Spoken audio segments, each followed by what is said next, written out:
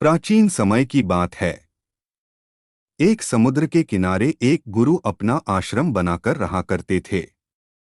हजारों शिष्य उनसे ज्ञान ग्रहण करने के लिए दूर दूर से उनके पास आकर रहते थे।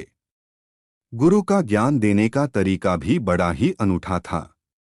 शुरुआत में वो अपने शिष्यों को उपदेशों के माध्यम से ज्ञान देते थे। उसके बाद वो अपने शिष्यों को उस ज्ञान का अनुसरण करने के लिए कहते थे। उस ज्ञान को अपने व्यवहारिक जीवन में उतारने को कहते थे। एक बार उस आश्रम में एक सम्राट अपने बेटे को लेकर पहुंचा। उस सम्राट ने उस गुरु से प्रार्थना की कि आप मेरे बेटे को अपने आश्रम में रहने दें और अपने तरीके से उसे ज्ञान दें। उसे इस आश्रम में बिल्कुल भी ऐसा नहीं लगना चाहिए कि वो किसी सम्राट का बेटा है। उसे बिल्कुल साधारण शिष्यों की तरह ही ज्ञान देने की कृपा करें। गुरु ने मुस्कुराते हुए कहा कि सम्राट ज्ञान इसी तरीके से लिया जा सकता है। अगर तुम अपने आप को दूसरों से बड़ा समझोगे तो तुम ज्ञान ग्रहण नहीं कर पाओगे। अगर तुम्हें ज्ञान ग्रहण करना है तो तुम्हें दूसरों की तरह अपने आप को साधारण समझना होगा। यही ज्ञान ग्रहण करने की सबसे पहली सीढ़ी होती है। तुम निश्चिंत रहो, आज से तुम्हारे बेटे की जिम्मेदारी मेरे कंधों पर रही। ये कहकर गुरु सम्राट के बेटे को अपने साथ लेकर समुद्र के किनारे टहलने के लिए निकल गए। आश्रम के बाकी सभी बच्चे उस सम्राट को देख रहे थे। सम्राट अपने बेटे को अपने रथ पर बिठाकर लाया था, जिससे सभी बच्चे समझ गए थे कि ये लड़का सम्राट का बेटा है। इसी वजह से आश्रम के सभी बच्चे सम्राट के बेटे की तरह आकर्षित हो गए थे। जब गुरु सम्राट के बेटे को लेकर समुद्र पर टहल रहे थे तो सम्राट का बेटा अचानक फूट फूट कर रोने लगा, क्योंकि अभी वो सिर्फ 12 वर्ष का था और 12 वर्ष की आयु में उसके पिता उसे अपने से दूर छोड़कर चले गए थे। ये सदमा वो बच्चा सहन नहीं कर पा रहा था। वो नहीं समझ पा रहा था कि उसके पिता उसकी भलाई के लिए उसे उस गुरु के पास छोड़कर गए हैं। उसे रोते हुए देखकर गुरु ने कहा कि बेटा, मैं तुम्हें चुप नहीं करूंगा। हो सकता है कि आज मैं तुम्हारे आंसू पोंछ दूं, लेकिन कल तुम फिर अपने आप को अकेला पाओगे। याद रखना, जीवन में इंसान अकेला आता है और अकेला ही जाता है। जितनी जल्दी जो इंसान इस बात को समझ लेता है वो उतनी जल्दी आत्मज्ञान के रास्ते पर निकल पड़ता है। गुरु ने अपनी बात आगे बढ़ाते हुए कहा कि जो इंसान अकेला रहना सीख लेता है वही खुद से प्यार कर पाता है, और जो खुद से प्यार करना जानता है वो किसी के भी जाने का अफसोस नहीं करता, क्योंकि वो खुद से ही प्यार करता है। धीरे धीरे तुम आश्रम के माहौल में ढल जाओगे। शुरुआत में तुम्हें समस्या आ सकती है, लेकिन कुछ दिनों के बाद तुम इसे आत्मसात कर लोगे। उसके बाद तुम्हें यही जगह बहुत अच्छी लगने लगेंगी। ये जगह तुम्हें अपनी महल जैसी लगने लगेंगी। संध्या हो चली थी। समुद्र के दूसरे छोर पर सूरज छिपने लगा था और अपनी लालिमा पूरे आसमान में बिखेर रहा था।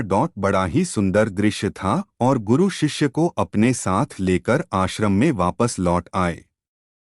उस शिष्य को भी थोड़ी सांत्वना मिली, क्योंकि गुरु की आंखों में एक अभूतपूर्व शांति झलक रही थी, और जब हम किसी एकांतवासी गुरु की आंखों में वो शांति देख लेते हैं तो हमारे हृदय से भी सारा भार हट जाता है। मन एकदम निर्मल हो जाता है। जब सम्राट का बेटा रात्रि का भोजन करने के लिए भोजन कक्ष में पहुंचा तो आसपास के सभी शिष्य उसके पास आने लगे।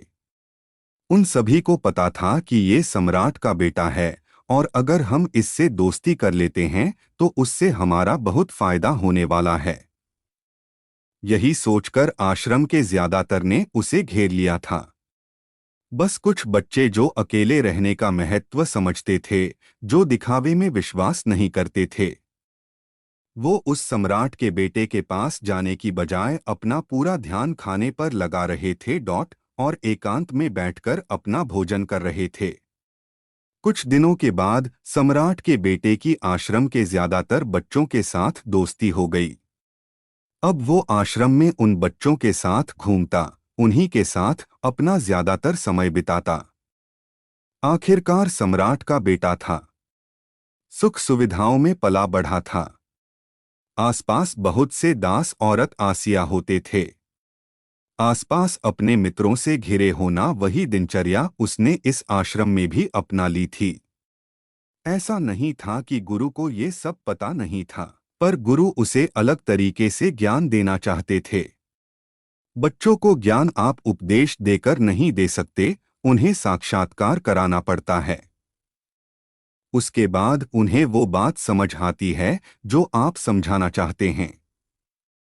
गुरु को ये बात पता थी कि अगर मैं इसे बोलकर बताऊंगा तो ये कभी समझ नहीं पाएगा। मुझे ऐसे दिखाना पड़ेगा, इसे एहसास कराना पड़ेगा कि अकेले रहने से ही तुम अपनी शक्तियों को जान पाओगे। ये सीख देने के लिए गुरु एक दिन उस शिष्य को अपने साथ एक पहाड़ी की चोटी पर ले गए। पहाड़ी पर पहुंचकर गुरु ने उसे शिष्य से कहा कि अब तुम्हारा ज्ञान पूरा हो चुका है, बस एक आखिरी रात तुम्हें यहाँ पर बितानी होगी। उसके बाद अगले दिन शाम को मैं तुम्हारे राजमहल में तुमको पहुंचा दूंगा। वो बच्चा तो ये सुनकर बहुत खुश हो गया कि अब मैं वापस अपने राजमहल चला जाऊंगा। फिर से मेरे दास और दासियां सारी भोग की वस्तुएं मेरे पास होंगी। उस शिष्य ने गुरु से पूछा कि गुरुजी, मुझे आज रात आप यहाँ पहाड़ी पर क्यों छोड़ रहे हैं? आखिर मुझे कौन सा आखिरी ज्ञान यहाँ से मिलेगा? गुरु ने मुस्कुराते हुए कहा कि यहाँ पर चट्टान के पीछे तुम्हें छिपकर बैठना होगा। यहाँ पर रोज रात को एक बाज जाता है। तुम्हें उस बाज को देखना है, बड़ी गौर से देखना है, हर गतिविधि देखनी है, और उस बाज को देखने के बाद अगले दिन अगर तुम उस बाज की खूबियां मुझे बता पाए तो मैं तुम्हें तुम्हारे राजमहल वापस भिजवा दूंगा। और हाँ, सुबह आने से पहले एक बात पर और ध्यान देना है, एक चरवाहा यहाँ पर अपनी भेड़ों को चराने के लिए आता है। तुम्हें उन भेड़ों की गतिविधियां भी देखनी है। याद रखना, बाज की गतिविधि रात को और भेड़ों की गतिविधि सुबह। अगर तुम दोनों की गतिविधि ध्यान से देखकर मुझे बता पाए तो तुम इस आश्रम से हमेशा के लिए आजाद हो जाओगे। तुम्हारा ज्ञान पूरा हो जाएगा। मैं तुम्हारे पिता को कह दूंगा कि ये बच्चा हमारे आश्रम का सबसे ज्ञानी बच्चा है। ये कहकर गुरु अपने आश्रम में वापस लौट आए और वो बच्चा वहीं पर उस चट्टान के पीछे खड़ा हुआ उस बाज का इंतजार करने लगा। काफी वक्त बीत जाने के बाद वहां पर एक बाज अपने बच्चों के साथ पहुंचा। सम्राट के बेटे ने पूरी रात उस बाज की गतिविधि बड़े ही ध्यानपूर्वक देखी और सुबह होने के बाद जब चरवाहा वहां पर अपनी भेड़ों को लेकर पहुंचा तो उसने एक अभूतपूर्व दृश्य देखा। उसने देखा कि वो बाज भेड़ की एक मेमने को अपने पंजों में दबाकर आसमान में उड़ गया। उसने उस भेड़ के बच्चे का शिकार कर लिया था। ये सारा दृश्य देखकर वो बच्चा आश्रम में वापस अपने गुरु के पास पहुंचा। इससे पहले कि गुरु उससे कुछ पूछते, उसने गुरु को प्रणाम करते हुए कहा कि गुरुदेव, आप आश्रम के सभी बच्चों को यहाँ पर बुला लीजिए। मैं सब लोगों को बताना चाहता हूँ कि मैंने क्या देखा। जब आश्रम के सभी बच्चे वहां पर पहुंच गए तो उस सम्राट के बेटे ने कहना शुरू किया कि मैंने अपने जीवन में बहुत से पक्षियों को देखा है, लेकिन बाज उन सभी पक्षियों में से सबसे अद्भुत और सबसे अलग होता है। उदाहरण के लिए एक तोता हम सभी ने देखा है। तोता बोलता तो बहुत है लेकिन कभी ऊंचा नहीं उड़ पाता। लेकिन एक बाज जो कि हर समय शांत रहता है, वो आकाश को भी छू सकता है। उसमें आकाश को भी छू लेने का सामर्थ्य होता है। जब भी एक बात अपने शिकार को निश्चित कर लेता है तो वो उसी शिकार पर अपनी नजरें गड़ाए रहता है, चाहे वो कितनी भी ऊंचाई पर क्यों ना हो, चाहे कितना भी बड़ा तूफान क्यों ना जाए, लेकिन उसकी नजर हमेशा अपने लक्ष्य पर स्थिर रहती है। आज सुबह जिस बाज को मैंने देखा, उसने हर भेड़ को अपना शिकार नहीं बनाया, बल्कि उस भेड़ के झुंड में से उसने उस भेड़ के मेमने को अपना शिकार बनाया। उस बांस की तरह हमें भी अपना ध्यान अपने एक ही लक्ष्य पर स्थिर रखना चाहिए। चाहे कितनी भी अड़चनें क्यों ना आए, हमें अपना लक्ष्य स्पष्ट दिखाई देना चाहिए।